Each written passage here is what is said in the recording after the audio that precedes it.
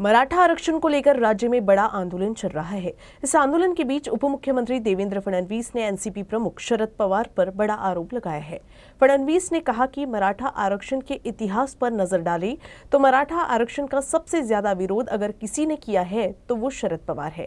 फडणवीस यही नहीं रुके, उन्होंने कहा कि अगर शरद पवार के दिल में होता तो वो मंडल कमीशन के समय ही मराठा समुदाय को आरक्षण दे देते।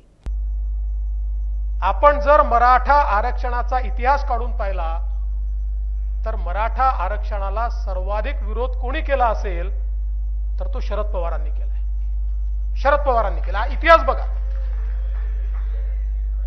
आणि अगदी महाविकास आघाडीचं सरकार होतं त्याही वेळी आपण सुप्रियाताई सुळेंचं वक्तव्य ऐकलं असेल तर मराठा आरक्षणाशिवाय दुसरे प्रश्न नाही आहेत का, त्याच्यापेक्षा मोठे प्रश्न या महाराष्ट्रासमोर आहे असं म्हणून निघून जाणाऱ्या सुप्रियाताई की ज्यांना वारंवार ही संधी मिळाली त्यांच्या मनामध्ये असतं तर मंडल आयोग लागू झाला त्यावेळी देता आलं असतं, त्यांच्या मनामध्ये असतं तर वेगवेगळे जे काही निवाडे सर्वोच्च न्यायालयाचे आले त्याच्या आधी तर कोण कुठल्या यादीत आहेत कोणी विचारतही नव्हतं, तेव्हा देता आलं असतं।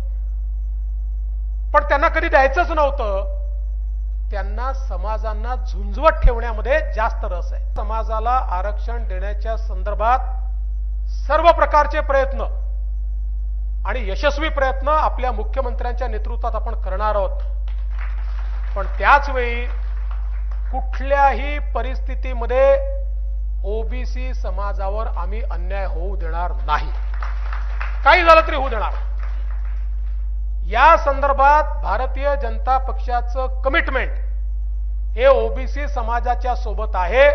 काही झालं तरी ओबीसी समाजाच्या संदर्भात त्यांच्या आरक्षणावर संकट हे आम्ही येऊ देणार नाही, हे आमचं कमिटमेंट आहे। आणि म्हणून भारतीय जनता पक्षातले जे मराठा समाजाचे कार्यकर्ते असतील त्यांनी निश्चित मराठा समाजाला त्या ठिकाणी आरक्षण मिळावं ही भावना ठेवलीच पाहिजे, ती ठेवण्यात काही गैर नाहीये। किंवा ओबीसी समाजाचा जो आमचा कार्यकर्ता आहे आपल्या आरक्षणामध्ये कुठे गडबड तर होत नाही ना, ही भावना त्याच्या मनामध्ये असणं यात गैर काही नाहीये। पण या दोन्ही भावना असताना कार्यकर्त्यांमध्ये मात्र जातीतनं कुठेतरी भेद होतोय, कार्यकर्त्यांमध्ये जातीची गट तयार होत आहेत, हे मात्र होऊ देऊ नका।